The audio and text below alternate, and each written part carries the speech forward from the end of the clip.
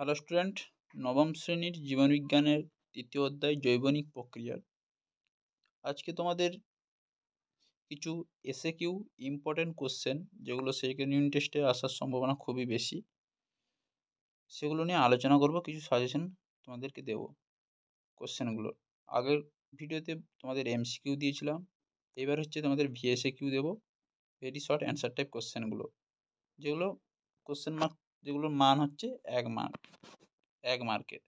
প্রথম কোশ্চেন দেখে নেওয়া যাক, অবাধ ও সবাত শোষণের সাধারণ পর্যায়টি কি? অবাধ ও সবাত শোষণের সাধারণ পর্যায়টি হচ্ছে গ্লাইকোলাইসিস। উত্তর হবে কি? গ্লাইকোলাইসিস।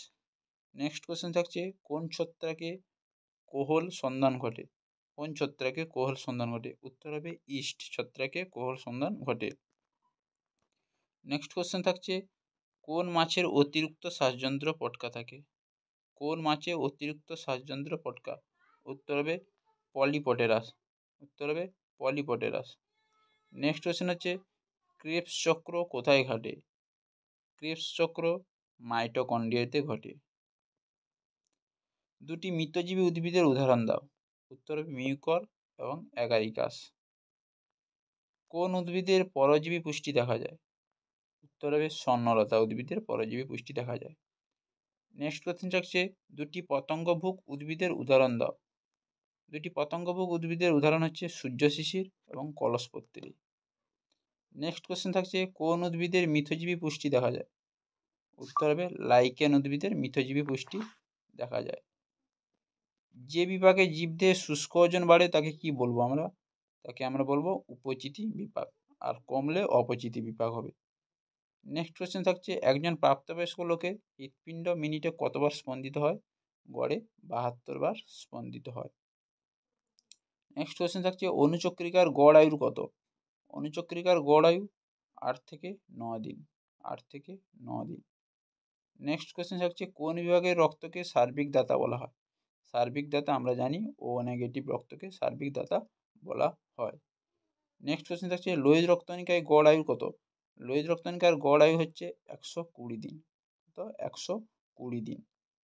এবার হচ্ছে, রক্তের রং লাল কেন? রক্তে প্রচুর হিমোগ্লোবিনের উপস্থিতির জন্য রক্তের রং লাল হয়।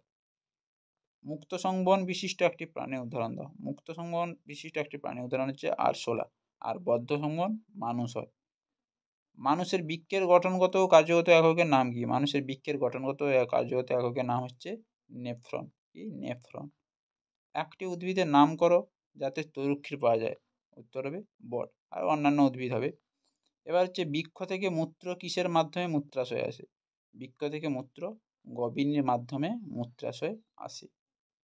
সবুজগ্রন্থি কোন প্রাণীর রেচনাঙ্গ?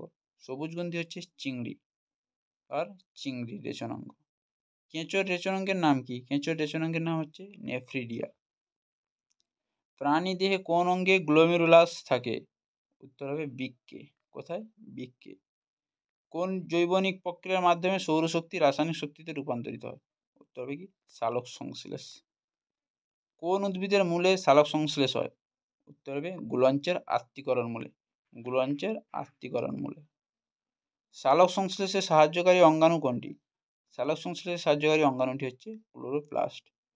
ক্লোরোপ্লাস্ট। ক্লোরোফিল সূর্যালোকের কোন কণা শোষণ করে? উত্তর হবে ফোটন কণা। ক্লোরোফিল সূর্যালোকের ফোটন কণা শোষণ করে। এই হচ্ছে আজকের বিএসএকিউ কিছু সাজেস্টিভ কোশ্চেন। এই কোশ্চেনগুলো পড়লে তোমরা 100% কমন পেয়ে যাবে। এরই মধ্যে তোমরা সেকেন্ড টেস্টে সব কিছু কমন পেয়ে যাবে। তাই এইরকম সাজেশন পেতে আমাদের চ্যানেলটিকে লাইক করে দাও, কমেন্ট করে দাও, শেয়ার করে দাও, এবং চ্যানেল নতুন হয়ে থাকলে চ্যানেলটিকে সাবস্ক্রাইব করে দাও। তাহলে পরের ভিডিওতে আবার দেখা হচ্ছে 2 মার্কের এবং 3 মার্কের কোশ্চেন নিয়ে।